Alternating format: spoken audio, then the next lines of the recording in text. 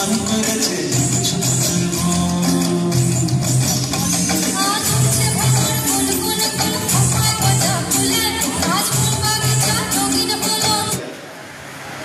কেন এই অনুষ্ঠান হাতে নিয়েছি? Bharatiya Janata party, the party with differences. আমরা ভারতীয় জনতা পার্টির যুব সংগঠন, যুব মোর্চা, আমরা অন্যান্য রাজনৈতিক দলের যুব সংগঠন থেকে আলাদা। আমরা শুধু ঝান্ডা নিয়ে দৌড়াই না, আমরা শুধু মিটিং মিছিলে ব্যস্ত থাকি না। আগামী প্রজন্মকে কিভাবে উৎসাহ দেওয়া যায়, আগামী প্রজন্মকে কিভাবে সম্মান দেওয়া যায়, সেই লক্ষ্যে তোমাদেরকে আরো বেশি করে মোটিভেট করার জন্য, তোমাদেরকে ব্রাইট ফিউচারের যেন তোমরা তোমাদের হতে পারে, সেই লক্ষ্যে আমরা তোমাদেরকে এই সম্মান ও সংবর্ধনা অনুষ্ঠানের আয়োজন করেছি। আমরা গোটা রাজ্যে প্রত্যেকটা বিধানসভায় এই অনুষ্ঠানের আয়োজন করেছি। আজকের দিনে দাঁড়িয়ে,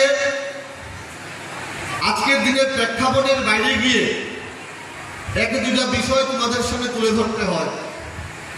আমি প্রথমে তোমাদের কাছ থেকে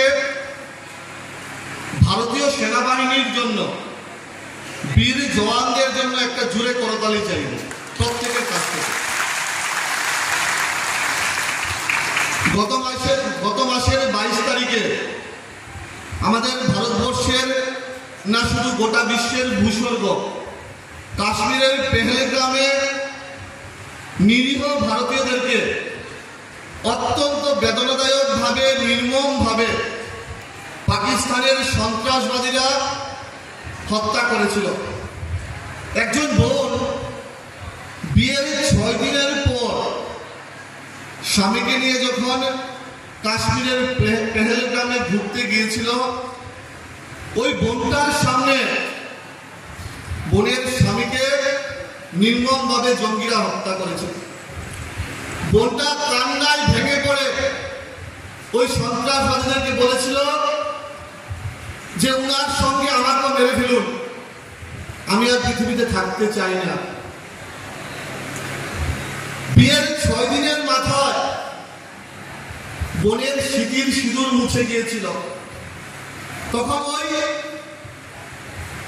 নিরীহ জঙ্গিরা ওই বোনটাকে বলেছিল, তোকে মারবো না, তোর মোদিকে দিয়ে বল। তখন আমরা প্রত্যেকটা ভারতবাসীর, প্রত্যেকটা যুবক যুবতীর রক্ত টকবক করছিল।